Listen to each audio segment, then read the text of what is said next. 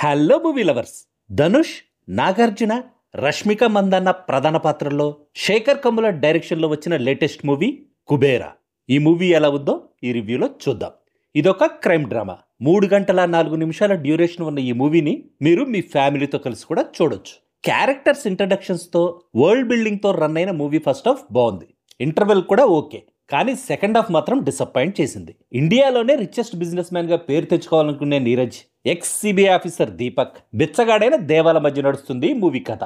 Cinema start అయిన first 10 minutes లోనే అసలు ఈ సినిమా కథ ఏంటి అనేది మనకు అర్థమైపోతుంది. తను ఈ మూవీ ద్వారా ఆడియన్స్ కి అసలు ఏం చెప్పాలనుకున్నాడో ఆ పాయింట్ ని ఆడియన్స్ కి అర్థమయ్యేలా స్ట్రైట్ గా చెప్పడానికి ట్రై చేసిన డైరెక్టర్ శేఖర్ కమ్ముల తన ప్రయత్నంలో కొంతవరకే సక్సెస్ అయ్యాడు. ఈ మూవీ పాజిటివ్ పాయింట్స్ విషయానికి వస్తే మూవీ ఫస్ట్ హాఫ్ బాగుంది. రిచ్ ప్రొడక్షన్ వాల్యూస్ తో మూవీ విజువల్ గా బాగుంది.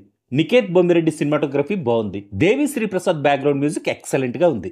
బిచ్చగాడి క్యారెక్టర్ లో దేవగా ధనుష్ ఎరగదీశాడు.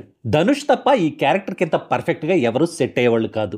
అలాగే ఇలాంటి క్యారెక్టర్ చేసే దమ్మున్న హీరో కూడా మన సౌత్ ఫిల్మ్ ఇండస్ట్రీలో ఎవ్వరూ లేరు. నేషనల్ అవార్డు వచ్చే ఛాన్స్ ఉంది తనకి ఈ సినిమాకి.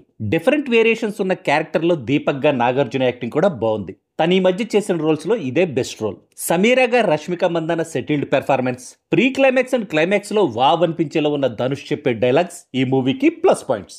ఇక ఈ మూవీ నెగిటివ్ పాయింట్స్ విషయానికి వస్తే స్లో నెరేషన్, డిసప్పాయింట్ చేసిన సెకండ్ హాఫ్, ఈ మూవీ ఎప్పుడైపోతుందిరా బాబు అనిపించేలా 3 గంటలకు పైగా ఉన్న ఈ మూవీ డ్యూరేషన్, స్క్రీన్ ప్లేని ప్రాపర్గా ప్లాన్ చేసుకోకుండా అసలు సినిమా కథ ఏంటనే విషయం సినిమా స్టార్ట్ అవ్వగానే చెప్పేయడం, విలన్ క్యారెక్టర్ని ప్రాపర్గా ఎలివేట్ చేయకపోవడం, సినిమా అంతా ఒకే పాయింట్ చుట్టూ తిరగడం వల్ల సీన్స్ అన్ని రిపీటెడ్గా అనిపించడం, మూవీ ఎమోషనల్గా ఆడియన్స్కి కనెక్ట్ అయ్యేలా లేకపోవడం ఈ మూవీకి మైనస్ పాయింట్స్. ఫైనల్గా చెప్పాలంటే నాకైతే యావరేజ్ అనిపించిన ఈ మూవీ ధనుష్ ఫ్యాన్స్కి మాత్రం మస్ట్ వాచ్.